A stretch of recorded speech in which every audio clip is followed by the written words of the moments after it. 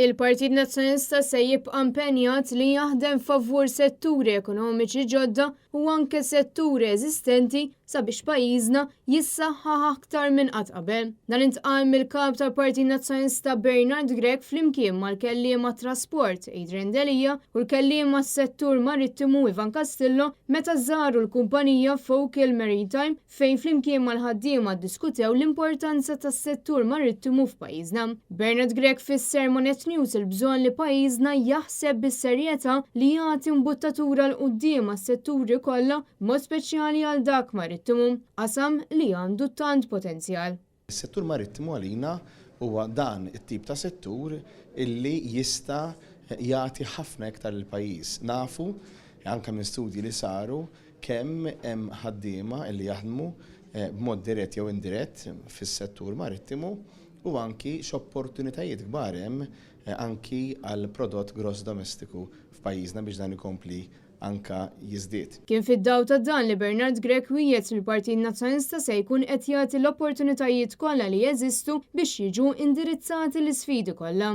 Meta niltaqa' ma' kumpaniji bħal daw allura naraf u nara s-serjetà li bihom jaħdmu l-opportunitajiet illi għandhom qudiemhom inkompli nikkonvinċi ruħi kemm il-politika tal-Partit Nazzjonalista u allura d-deċiżjoni anke tiegħi illi jkollna propju kelliem għal-marittimu għaliex nemmnu illi il-futur huwa dak li jkollna Ministru għal-marittimu ma wkoll anke awtorità indipendenti li allura tkun tista' tindirizza l-isfidi preżenti. Focal Maritime toffri servizzi għal konsumaturi tagħhom kemm lokali u anke internazzjonali f'dak kollu li għandu x'jaqsam mas-settur marittimu u loġistika. Il-chairperson il-ġdid ta' Focal Maritime Godwin Sherry spjega magħna wħud mill-isfidi li s-settur marittimu jaffaċċja ta' kuljum u l-bżonn li pajjiżna jibda jaħseb bis-serjetà l-futur ta' dan is-settur. Il-challenges li il-kumpaniji marittimi jiffaċċjaw illum il-ġurnata hija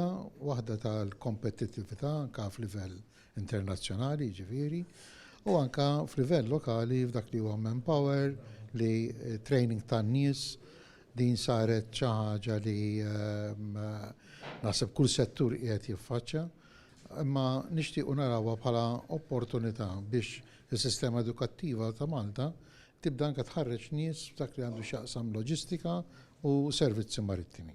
Għal dawn l-aħħar snin il-Partit Nazzjonalista wieħed li biex il-ħaddiema u l-professjonisti jgħixu ħajja ta' kwalità aħjar mill-lat finanzjarju se jkun qed joffri investiment f'niċeġ ekonomiċi ġodda.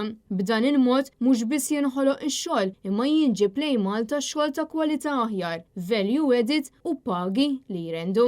Ma dan, il-Partit Nazzjonalista qatt ma naqas milli jaħseb f'dawk is-setturi eżistenti li tant għandhom potenzjal, fosthom is-settur marittimu.